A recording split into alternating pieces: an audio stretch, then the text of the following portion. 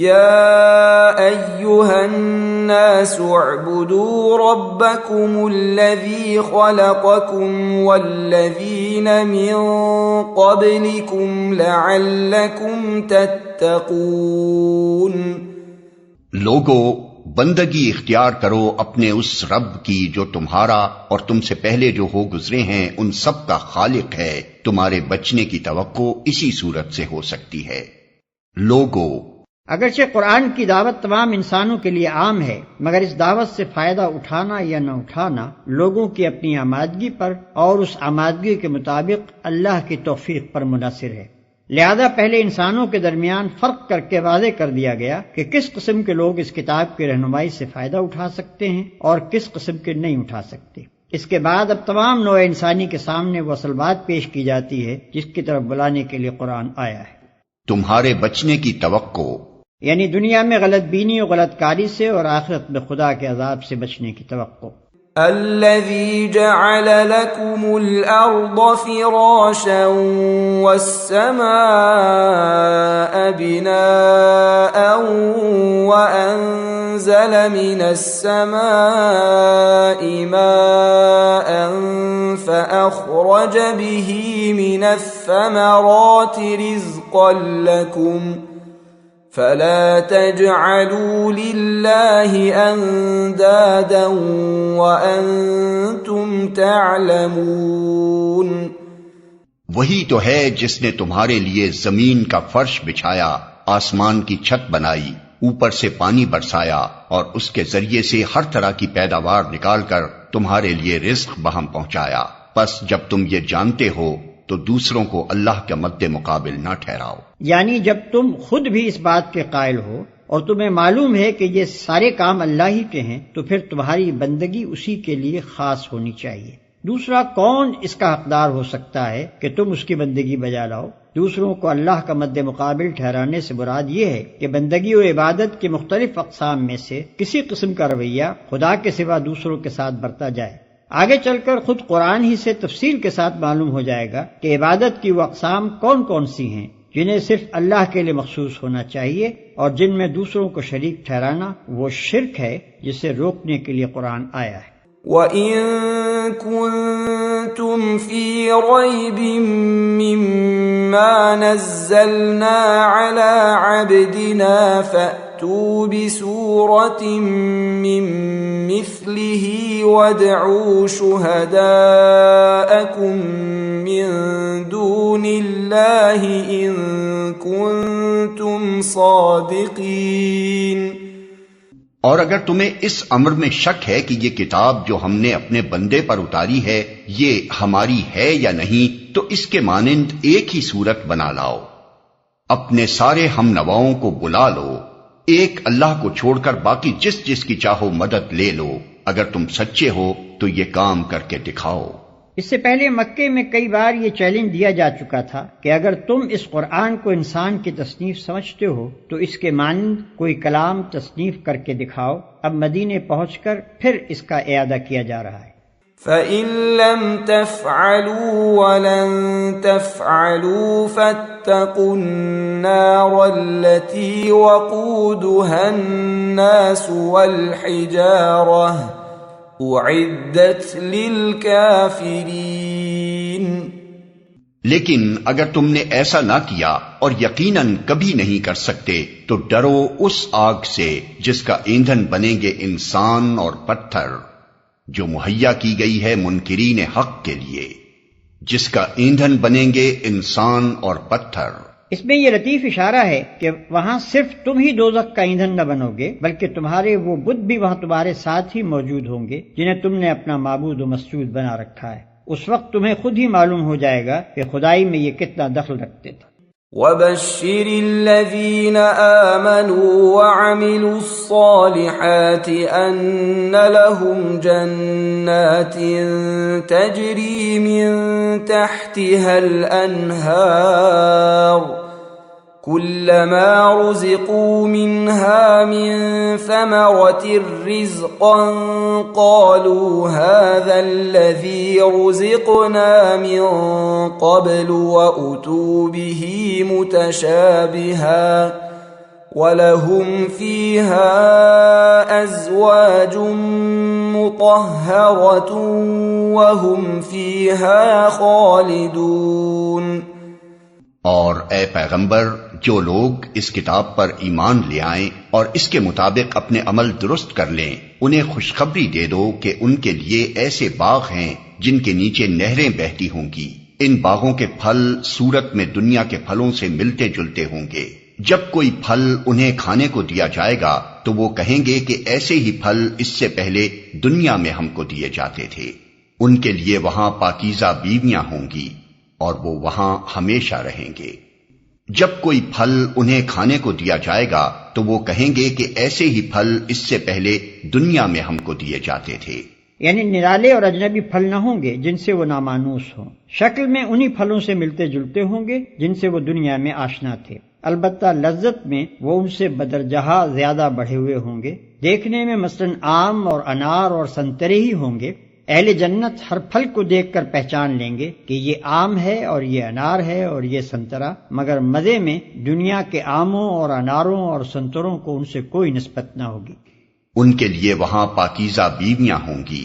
عربی متن میں ازواج کا لفظ استعمال ہوا ہے جس کے معنی ہے جوڑے، اور یہ لفظ شوہر اور بیوی دونوں کے لیے استعمال ہوتا ہے۔ شوہر کے لیے بیوی زوج ہے اور بیوی کے لیے شوہر زوج، مگر وہاں یہ ازواج پاکیزگی کی صفت کے ساتھ ہوں گے۔ اگر دنیا میں کوئی مرد نیک ہے اور اس کی بیوی نیک نہیں ہے تو آخرت میں ان کا رشتہ کٹ جائے گا اور اس نیک مرد کو کوئی دوسری نیک بیوی دے دی جائے گی۔ اگر یہاں کوئی عورت نیک ہے اور اس کا شوہر بد تو وہاں وہ اس برے شوہر کی صحبت سے خلاصی پا جائے گی اور کوئی نیک مرد اس کا شریک زندگی بنا دیا جائے گا۔ اور اگر یہاں کوئی شوہر اور بیوی دونوں نیک ہیں تو وہاں ان کا یہی رشتہ ابدی و سرمدی ہو جائے گا۔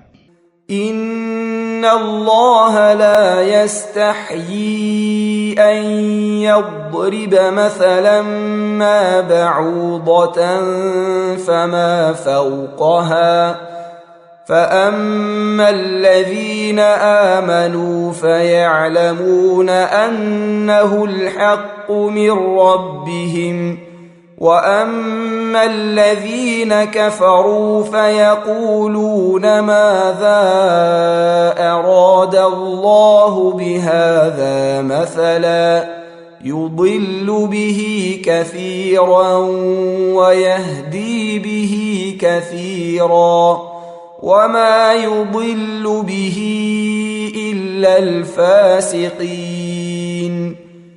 ہاں، اللہ اس سے ہرگز نہیں شرماتا کہ مچھر یا اس سے بھی حقیر تر کسی چیز کی تمثیلیں دے۔ جو لوگ حق بات کو قبول کرنے والے ہیں وہ انہی تمثیلوں کو دیکھ کر جان لیتے ہیں کہ یہ حق ہے جو ان کے رب ہی کی طرف سے آیا ہے، اور جو ماننے والے نہیں ہیں وہ انہیں سن کر کہنے لگتے ہیں کہ ایسی تمثیلوں سے اللہ کو کیا سروکار۔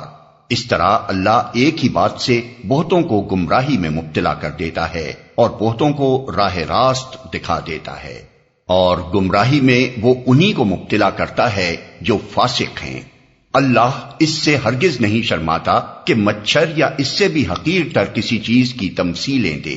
یہاں ایک اعتراض کا ذکر کیے بغیر اس کا جواب دیا گیا ہے۔ قرآن میں متعدد مقامات پر توضیح مدعا کے لیے مکڑی، مکھی، مچھر وغیرہ کی جو تمثیلیں دی گئی ہیں ان پر مخالفین کو اعتراض تھا کہ یہ کیسا کلام الہی ہے جس میں ایسی حقیر چیزوں کی تمثیلیں ہیں۔ وہ کہتے تھے کہ اگر یہ خدا کا کلام ہوتا تو اس میں یہ فضولیات نہ ہوتی۔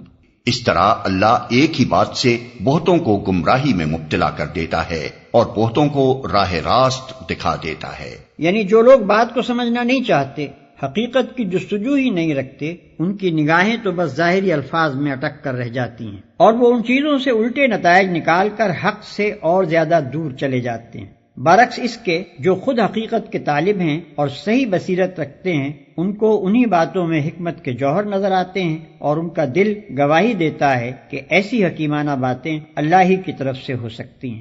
اور گمراہی میں وہ انہی کو مبتلا کرتا ہے جو فاسق ہیں۔ فاسق، نافرمان، اطاعت کی حد سے نکل جانے والا۔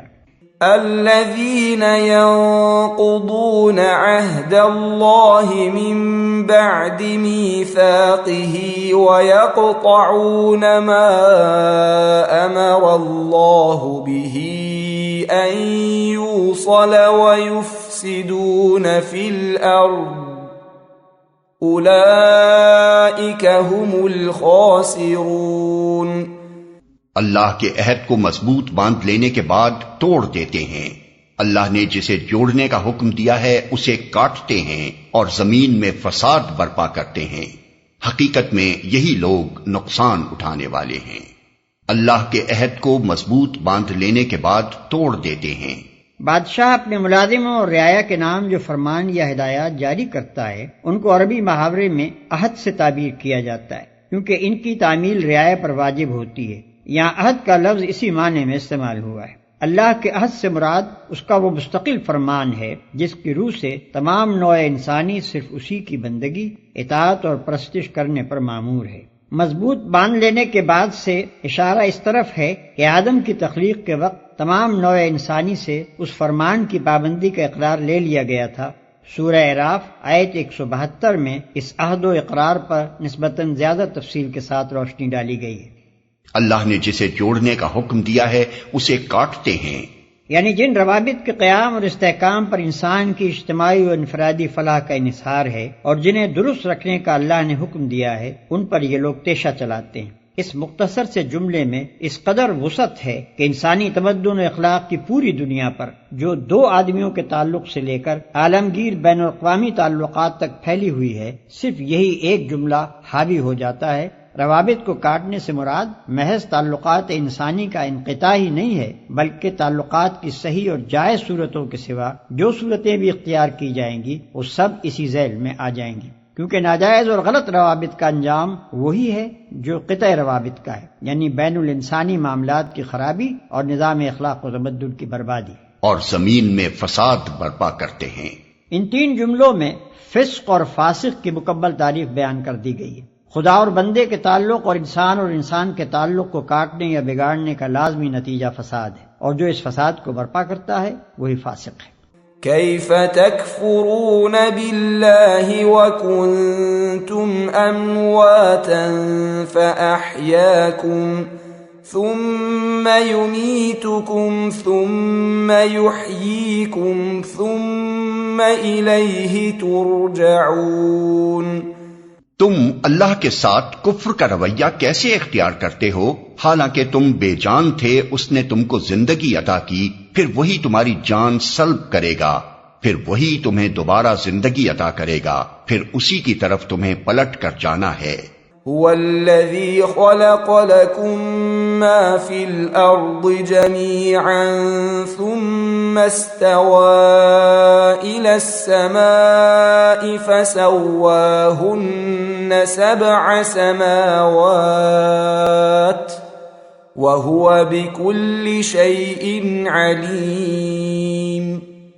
وہی تو ہے جس نے تمہارے لیے زمین کی ساری چیزیں پیدا کی، پھر اوپر کی طرف توجہ فرمائی اور 7 آسمان استوار کیے، اور وہ ہر چیز کا علم رکھنے والا ہے، اور 7 آسمان استوار کیے۔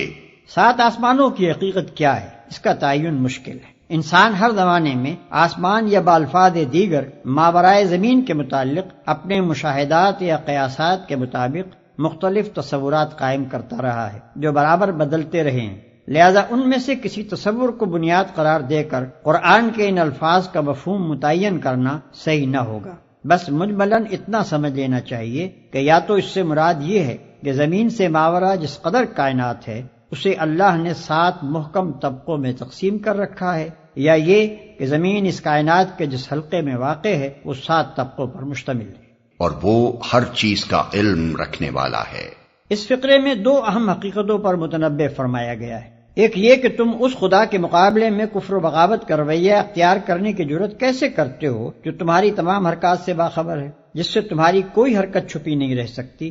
دوسرے یہ کہ جو خدا تمام حقائق کا علم رکھتا ہے، جو در حقیقت علم کا سرچشمہ ہے، اس سے منہ موڑ کر بجز اس کے کہ تم جہالت کی تاریکیوں میں بھٹکو اور کیا نتیجہ نکل سکتا ہے؟